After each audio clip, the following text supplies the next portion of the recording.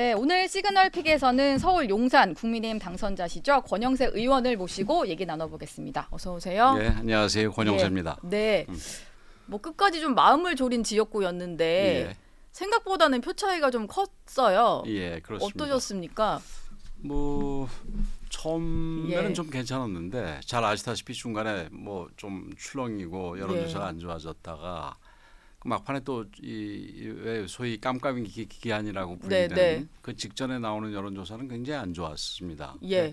저희들이 다니면서 보면은 나쁘지 않은데 이상하다 생각을 했는데 뭐 출구조사까지 뒤지는 거로 나와가지고 좀 걱정이 됐습니다만은 뭐 개표하면서 바로 아 이건 이길 수 있겠다, 좀 예. 여유 있게 이길 수 있겠다 이렇게 생각을 했습니다. 사실 이번 선거가 네. 대통령실 이전이 있은 뒤에 처음으로 치러진 국회의원 선거 그러니까요. 아니겠습니까? 그래서 뭐 정권 심판적인 성격이 뭐 강하다 뭐 이런 식의 평가가 있었기 때문에 네. 제가 사실은 그 뭐 이 물리적인 힘든 거야 뭐 모든 선거 하는 사람들이 다 똑같지만 이번 선거에서 특히 정신적인 부담이 조금 있었습니다. 근데 네. 다행히 제가 좀 여유 있게 이겨가지고 예. 좀 아주 다행으로 생각을 합니다. 사실 종로가 청와대가 있다 보니까 예, 정치 예. 1번지 이랬는데 용산으로 이전하고 나서는 신정치 1번지는 용산이다 뭐 이런 얘기가 있어서 그렇죠. 뭐 예. 종로가 정치 1번지라고 그랬던 이유도 뭐 다른 이유가 아니고 네. 거기 청와대가 있었기 때문에 그랬던 거 아니겠습니까? 예. 그런데 지금은 이제 대통령실이고 뭐 이런 것들이 다 지금 그 용산에 와 있으니까 네. 용산이 정치 1번지가 됐죠. 예. 정치 1번지를 앞으로도 좀 잘 지켜주시길 부탁드리고요. 예, 그렇게 하겠습니다. 네.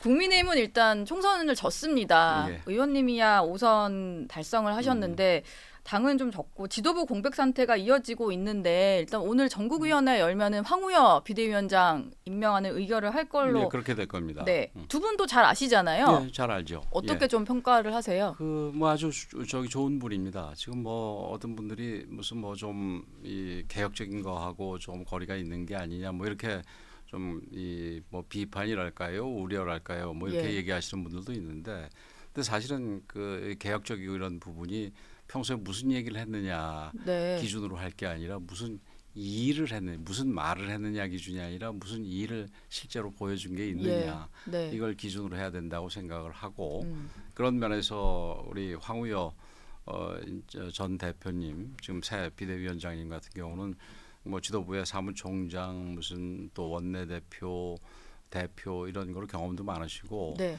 또 어려운 시기에 당을 이끈 경험도 많습니다. 그리고 수도권에서 계속해서 이 정치를 하셨기 때문에 네. 수도권의 이 어떤 그 유권자들의 그이 니즈라 그럴까요? 그 개혁 요구 이런 부분에 대해서 잘 알기 때문에 네. 길지 않은 기간이 있지만 우리 당을 잘 이끌어서 새로운 정상적인 지도부에 인계하는 일을 뭐 잘 해내실 거라 생각을 합니다. 네.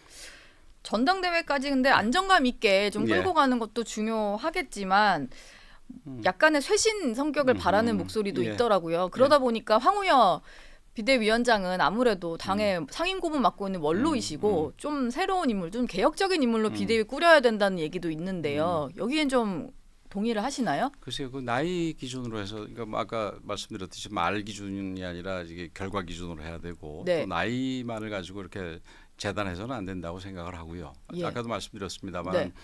그 수도권에서 계속 정치를 해오신 분이니까 이게 어떤 부분이 우리 당이 지금 필요하고 특히 수도권 승리를 위해서 어떤 식의 노력이 더 필요하다라는 것을 뭐 잘 알고 계시리라 생각이 됩니다. 네. 그래서 짧은 시간이고 뭐 전당대회 준비하는 게 주 역할이지만 그 과정에서 전당대회 룰부터 시작해서 우리 당이 이번에 패배 원인 정리하는 건 뭐 조정원 네. 의원의 위원회 단위에서 하겠습니다만은 총선 백서 TF. 그렇죠. 근데 거기에 대해서도 아마 좀 좋은 영향을 미치실 수 있을 거라고 생각이 됩니다. 그 지금 네. 이렇게 저렇게 걱정하시는 분들은 굳이 뭐 걱정하실 이유가 별로 없다 이렇게 네. 생각을 합니다. 지금 의원님 목소리가 잘 안 들린다는 시청자분들이 있으셔서 좀 가까이 앉아주시면 저희가 좀 말씀을 더 잘 들을 수 있을 것 같습니다. 예. 비대위 얘기 일단 해봤고 비대위를 거쳐서 아마 전당대회를 갈 텐데 벌써부터 전당대회에 누가 나오냐 예. 이런 기사들이 많이 나오는데 아침에 보니까 의원님도 후보군에 들어가는 있으시던데요. 예. 단도직입적으로 아직, 어쩌면 아직 전당대회가 지금 뭐 일자도 확정이 안 되고 대개 6월 말 7월 초 정도로 예상을 하는데 네. 뭐 그 사이에 뭐 여러 가지 일도 있을 수 있고 여러 가지 상황 변화도 있을 수 있고 그래서 아직까지 아마 이 결심을 하고 얘기한 사람들은 없는 걸로 제가 알고 있고 저도 네. 아직까지는 뭐 결론을 내고 있지는 않습니다. 근데 지금 원내대표도 그렇고 지금 대표도 그렇고 네. 이게 한편으로는 지금 어려운 당을 내가 책임지고 이끌어가겠다라는 부분도 되지만 또 다른 한편으로는 내가 이 직을 갖겠다 이런 식으로 비춰지는 부분도 있기 때문에 이번 원내대표도 그렇고 앞으로 있을 전당대회도 그렇고 선뜻 나서지 못하는 이유가 된다 이렇게 생각이 됩니다. 뭐 당이 이렇게 어려운 상황에서 일부에서는 이게 지금 뭐 전당대회가 중요한 게 아니라 당이 어떻게 개혁해야 될지에 대한 논의가 먼저다 이런 목소리도 많이 있었지 않습니까? 그래서 그런 부분에서 조금 그러니까 주저하는 경우도 많이 있을 거라고 생각이 되는데 이제 뭐 조금 진전이 되고 그러면서 뭐 자연스럽게 누가 나갈 것 같다 이런 것들이 밝혀질 거라고 봅니다.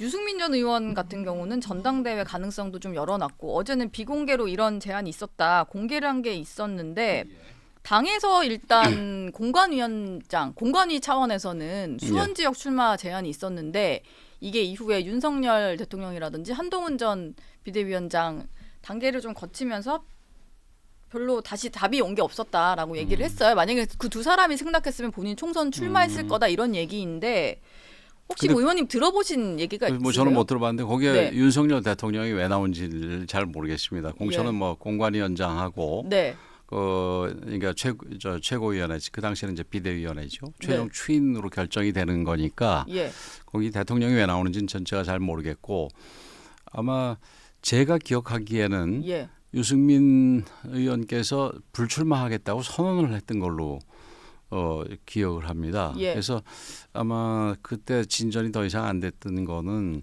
간접적으로 연락을 했지만 그러니까 불출마 의사를 분명하게 표시한 게 있었기 때문에 더 이상 진행되지 않았던 게 아닌가 이렇게 생각을 해봅니다.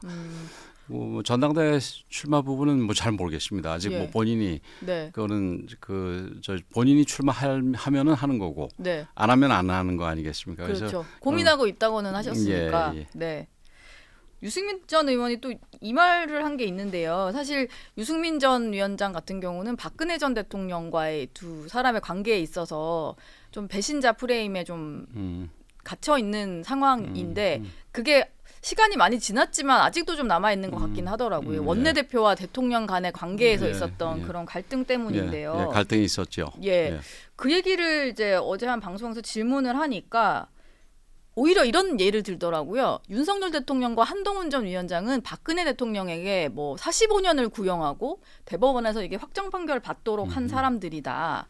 뭐 그런 논리를 펴면서 본인이 배신자 프레임에 이제 아직도 갇혀 있는 걸 억울해했는데 이런 식의 비유는 좀 어떻게 들으셨어요? 그 유승민 의원께서 직접 하신 얘기입니까? 네, 배신자 프레임에 대해서 물으니까 오히려 그 두 사람이 박 전 대통령을 수사했던 이력 그리고 직접 구형했던 이력을 언급을 하더라고요. 글쎄요, 뭐 조금 다르지 않겠나 이렇게 생각이 되는데 그거는 뭐 구체적으로 형사 사건이 문제가 돼서 수사를 했던 거하고 이거는 무슨 뭐 그러니까 검사로서 수사를 해야 될 의무가 있는 상황에서 했던 거하고 그다음에 대통령과 원내대표로서 서로 이렇게 협력을 해야 될 부분에서 협력이 틀어진 부분하고를 이렇게 같이 취급하는 거는 조금 어떨지 모르겠습니다. 이게 뭐 어쨌든 그 갈등이 생겨서 대립적이었다는 부분에 있어서는 뭐 다 똑같겠지요. 하나는 검사로서 그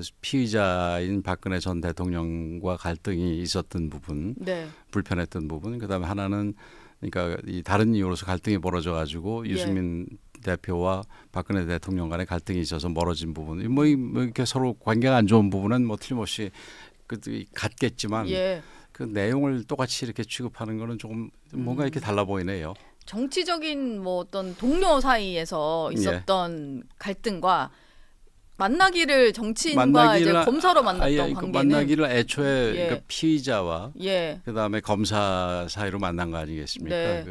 윤 대통령하고 박 대통령 예. 간의 사이는 그러니까 그걸 같이 취급하는 게 조금 약간 저로서는 이해가 조금 안 됩니다. 의원님들 너무 점잖하게 얘기를 예. 하시니까 듣다 보니 부적절한 비유였다 이런 말씀을 근데 어쨌든 참 뭐 저는 점잖게. 이해가 안 됩니다. 네, 알겠습니다. 원내대표 지금 구인난 겪고 있는 걸로 알려져 예. 있어요. 왜냐하면 원래 내일 선거했어야 되는데 9일로 미뤄졌으니까요. 그리고 네. 아직도 내가 하겠다 선언하는 의원이 하나도 없는 상황이다 보니까 이게 좀 어떻게 누가 해야 되냐 이런 말이 나오는데 이철규 의원도 불출마를 좀 고심하는 것 같더라고요. 기류가 좀 바뀌었다는 얘기가 있는데 혹시 뭐 저도 뉴스로밖에 그 내용을 모르는데 네. 또 아침에 여기 지금 이 방송 준비하면서 이렇게 뉴스를 보니까 또 새롭게 준비하는 예, 지금 이거 생각을 적극적으로 하는 의원들도 있다라는 뉴스가 나오던데 네, 아까 말씀드렸듯이 이게 지금 한편으로는 굉장히 어려운 이 상황을 네. 우리 당을 위해서 책임지고 일을 해야 될 그런 그 어떤 의무감 같은 것도 있습니다만은 예, 또 다른 한편으로는 뭐 이렇게 직책 이런 것 때문에 좀 주저하는 부분도 있고 네, 그다음에 또 한 가지는 이번이 굉장히 어려울 거로 예상이 됩니다. 예. 과거 이제 협치를 하겠다고 얘기를 하면서도 사실상 굉장히 어려운 상황이었거든요. 지난 그 이제 현국회죠 아직까지는. 네, 그 아시겠습니다만은 개원이 한 50일 가까이 미뤄지기도 하고 예, 상임위원장과 상임위 배정 자체도 그 야당의 당신 여당이죠. 네, 그 알아서 다 했다가 이제 나중에 고쳐지고 그랬는데 지금 같은 경우는 물론 뭐 내부에서 선거 과정 중에 있기 때문에 그런 뭐 더 이렇게 심한 말들이 나오는 부분이 또 있겠습니다만은 네, 그 뭐 협치에 대해서 부정을 하고 애초부터 당파적인 이익을 내세우겠다 이런 분들이 지금 굉장히 많지 않습니까? 예. 민주당에서 네. 이런 상황에서 이게 그 굉장히 어려운 시기가 될 텐데 네, 이런 거가 이거 내가 과연 감당할 수 있을까? 당에 예. 누가 되는 건 아닌가? 이런 것 때문에 아마 좀 주저하는 분들이 계시리라 생각이 됩니다. 그러나 뭐 주저하지 말고 네. 이게 좀 많이 나와서 또 이렇게 서로 경쟁하면서 하다 보면은 서로 좋은 아이디어도 얻고 예. 또 힘도 얻고 그렇게 되지 않겠나 생각이 됩니다. 뭐 의원님이 그러리야 개인적- 생각이 네. 됩니다. 의원님이 개인적으로 좀 나서봐라라고 뒤에서 압력을 넣고 계시는 분은 없나요? 물론 뭐 이런 분이 했으면 좋겠다 하고 마음속으로 예. 이 생각을 하는 사람들이야 있지만 네, 여기서 제가 그 사람들만 딱 얘기하고 다른 사람을 얘기하지 않는 거는 네. 적절하지 않은 것 같습니다. 예, 뭔가 물밑에서 후보군들은 있는 것 같습니다. 의원님 얘기를 듣다 보니까 그 생각을 하는 사람들이 있겠죠. 예, 좀 지켜보도록 하고요. 그 이 질문을 좀 하나 드리고 싶은데 가수 김은국 씨가요. 예. 지난번에 저희 프로그램에 출연해서 그 선거 유세를 너무 적극적으로 하셔서 저희가 한번 모셔봤는데 예. 선거 이후에 전화 한 통 없더라 너무 서운하다 이렇게 얘기를 하셨는데 그 보도를 접하고 권영세 의원이 전화가 왔다고 또 김은국 씨가 어제 방송에서 공개를 했더라고요. 감사 인사를 이 방송을 보고 하신 겁니까? 어떻게 하신 거예요? 그 사실 김은국 예. 선생님이 그 좀 저 얘기를 잘못하신 게 네. 저는 그 다음 날 바로 전화를 했거든요. 아 그래요? 예, 바로 저기 다녀가서 네. 저기 이 아주 좋은 결과를 내게 돼서 고맙다 하고 연락을 했는데 네. 그 뒤에 보니까 뭐 아무도 전화 안 했더라고. 그래서 아 이게 당 차원에서 전화를 한 사람이 없었나 보다. 이렇게 당의 어떤 선대위나 비대위 차원에서 그렇죠. 그렇게 생각을 예. 했는데 본인이 뭐 좀 약간 착각을 하신 것 같아요. 네. 그러다 보니까 전화가 막 오더라라고 하면서 이게 뭐 당 차원의 어떤 전달이 있었나 뭐 이런 얘기 뭐 하셨는데 지금 그런 건 없었고 저는 그 예. 뭐 그런 게 있었는지 없었는지 잘 모르고 네. 저는 어쨌든 그 선거 결과 난 다음 날인가요? 예. 바로 전화를 했습니다. 그 김은국 씨가 그 발표 그거 이 발언하기 전입니다. 전임이시군요. 두 분 그러면은 감사 전화 하시면서 어떤 얘기를 좀 하셨습니까? 김국 씨한테. 뭐 고맙다. 저 도와주셔가지고 예. 큰 도움이 됐고 그래서 이겼다. 그래서 빨리 한번 보자. 네. 소주 한잔 하자. 예. 뭐 전 소주 그렇게 좋아하지는 않습니다만은 예. 뭐 거기 좋아하니까 네. 소주 예, 한 잔. 한잔 하자. 뭐 예. 이렇게 얘기를 했습니다. 아. 어쨌든 전화를 많이 받고 마음이 좀 풀리시지 않았나 싶어서 좀 다행스럽고요.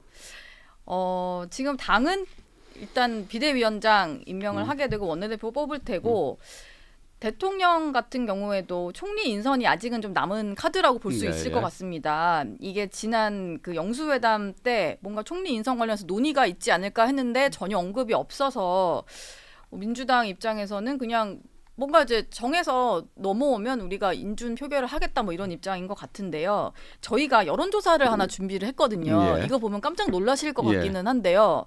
어제 나온 국무총리 적합도 조사에서 의원님이 1등을 하셨더라고요.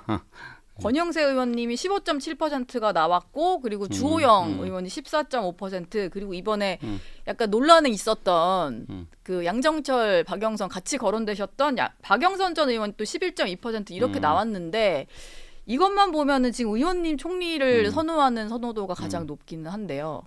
뭐 총리는 여론조사로 결정하는 거는 아닐 거고요. 아니지요. 아닐 네. 거고 지금 그 우선 그러니까 정부 입장에서는 이 일을 잘할 사람을 가장 우선적인 기준으로 검토를 할 거고 예. 그러나 지금 그 여야 관계가 만만치 않은 상황에서 네. 특히 야당이 절대적으로 이 다수를 점하고 있는 상황에서 야당의 동의가 필수적이니까 예. 그 이제 야당의 동의를 받을 수 있는 인물이 누군지 네. 그리고 여야 간의 관계가 쉽게 동의가 될 수 있는 상황으로 바뀌는지 아니면은 그 갈등 상황이 더 커지는지 예. 뭐 이런 부분들이 종합적으로 고려될 거라고 생각이 됩니다. 뭐 이제 이 정부 출범한 지도 한 2년 정도 됐으니까 네. 인물 군에 대해서는 나름대로 뭐 충분히 가지고 있으리라고 생각이 됩니다. 우리나라에서 갑자기 그 새로운 인물이 이렇게 어디 하늘에서 떨어지는 건 아니지 않습니까? 예. 그래서 인물 군 중에서 예를 들어서 어떤 이 상황이면은 동의 가능성을 좀 더 비중 있게 보고 네. 어떤 상황에서는 또 이 능력 면을 좀 더 비중 있게 보고 뭐 이런 그 이제 이 선택 기준을 따르겠죠. 예. 예. 초반에 총리로 하마평에 오르셨을 때는 낭설이다라고 하셨는데요. 예. 지금도 근데 그 낭설 똑같은 예, 낭설이라는 게 네. 그 뭐 저한테 무슨 뭐 제안을 했다 뭐 이런 얘기들을 해서 언론에서 네. 그래서 저는 제안 받은 일 없다. 그리고 지금까지도 제안 받은 일 없기 때문에 네. 제안을 했다라는 얘기는 낭설이다. 아, 이런 얘기입니다. 제안을 받았다 이거는 예, 낭설인 예. 거고 제안을 받은 걸 전제로 여쭤보면 답을 해주실 수 있을까요? 제안 받으시면 이게 그 정치인들이 예. 이럴 때마다 하는 정답이 있지 않습니까? 네. 예, 이 가정적인 질문에는 답하는 게 적절하지 예. 않다. 그래서 제가 여쭤봤습니다. 가정적인 질문을 하면 진짜 아무도 답을 안 하시더라고요. 예, 예. 총리도 좀 궁금하긴 해서 어떤 예. 선택을 할지 좀 그렇고요. 아마 시간이 이제 조금 있으니까 지금 이제 상황을 봐가면서 네. 그 대통령실에서도 잘 준비를 할 겁니다. 예. 저희가 아까 전당대회 얘기를 잠깐 했었는데 전당대회 후보군으로 오늘 그 현역 의원들, 전현직 의원들 이름이 많이 이제 거론이 예, 돼서 예. 후보군으로 정리가 되어 있었는데 일단 가능성이 현재까지는 좀 낮아 보인다고는 합니다만 한동훈 전 위원장도 끊임없이 제기가 되는 상황이거든요. 그래서 이게 만약에 전당대회가 당초 예상보다 조금 지연될 경우엔 나올 수도 있지 않을까 이런 말들도 있는데 의원님이 전망하시기엔 좀 어떠세요? 글쎄 뭐 저는 뭐 전혀 모르는 일입니다. 근데 네. 어디 뉴스에 그것도 언론에 보니까 예. 뭐 측근한테 연락을 해가지고 좀 늦춰달라 뭐 이런 얘기를 했다는데 그 아마 그것도 본인이 부인한 걸로 제가 알고 예, 있습니다. 비슷한 말도 한 적이 없다고. 예, 부인한 걸로 알고 있고 뭐 모르겠습니다. 그 뭐 결국은 본인이 결정할 문제인데 네. 지금은 좀 쉬는 쪽을 얘기하는 게 아닌가. 그 부인하면서 한 내용들도 보면은 네. 쉬는 쪽으로 더 방향을 잡은 게 아닌가 이렇게 생각을 합니다. 잘 모르겠습니다. 어쨌든. 혹시 개인적으로 보시기에는 정치인도 사실 타이밍을 놓치게 되면 이게 적당한 시점에 좀 나와야 될 때와 좀 빠져 있어야 될 때 좀 알아야 될 것 같은데 다선이시니까요. 보시기에 한동훈 전 위원장은 어쨌든 정치는 계속 할 것 같아요. 그럼 좀 나서야 될 때 어떤 시기에 나서야 된다고 보세요? 지금 전당대회는 너무 이른 건가요?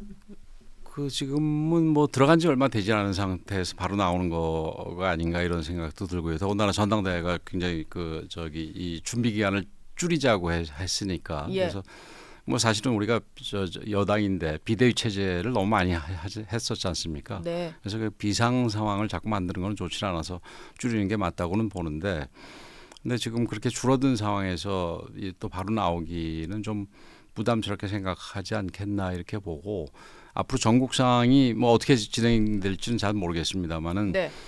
그 누구도 예측할 수 없는 부분이겠지요. 그러나 그 상황에 따라서는 아마 얼마든지 본인이 그 나올 수 있는 상황도 만들어줄 수 있다. 저는 이렇게 생각을 합니다. 상황에 따라서는 예.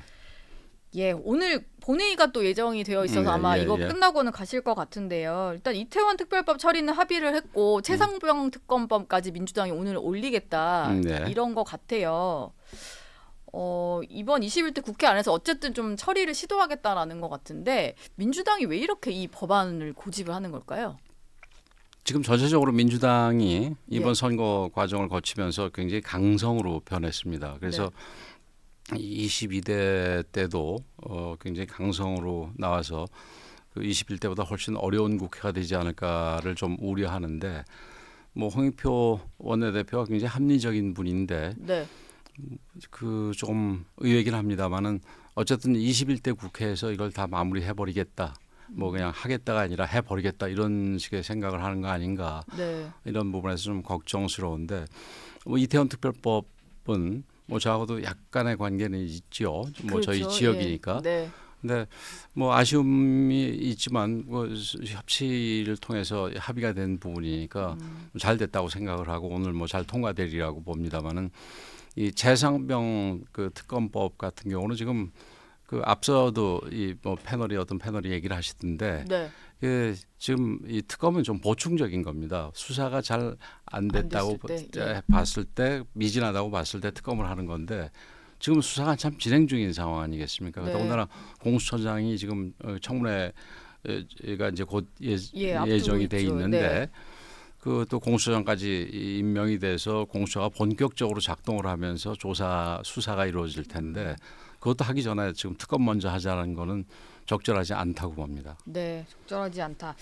민주당은 김진표 국회의장을 압박을 또 하고 있어요. 직권 상정을 해야 된다, 요건이 된다 뭐 이런 얘기인데 그러면서 뭐 의장 순방길까지 막아서겠다라고 하고 어제 박지원 당선자 같은 경우에는 이게 유튜브 방송이긴 했습니다만 방송이 나가는지 모르고 했다고 설명은 하시던데 욕설을 했어요. 김 의장을 상대로. 이런 건 좀 어떻게 봐야 될까요? 연세가 좀 있으신 분이 왜 그러나 모르겠습니다. 그게 방송에 나갔든 안 나갔든 그거는 뭐 혼잣말로 해도 적절하지 않은 말인데 그런 욕설을 한다라는 거가 그건 뭐 대단히 잘못했다고 생각을 하고요. 그 이제 아까 홍익표 원내대표 부분도 잠깐 말씀을 드렸습니다만 굉장히 합리적인 분인데 자기 당 출신의 그 국회의장의 해외 순방 자체도 뭐 막아서겠다라고 할 정도로 그렇게 하는 모습이 좀 이해가 잘 되질 않습니다. 뭐 적절하지 않다고 생각을 하고요. 21대 국회에서 최대한 노력을 하되 안 되면은 다음으로 넘겨서 계속해서 협의하는 거가 그래서 여야 간의 그 이 갈등을 최소화시키는 거가 다수 야당의 의무라고 생각을 합니다. 다수의 의석을 얻었으니까 야당도 좀 책임감 있는 정치를 해줬으면 좋겠다는 생각이 그런 취지죠. 알겠습니다. 권영세 당선인과는 여기서 인사 나누도록 하겠습니다. 오늘 말씀 고맙습니다. 고맙습니다.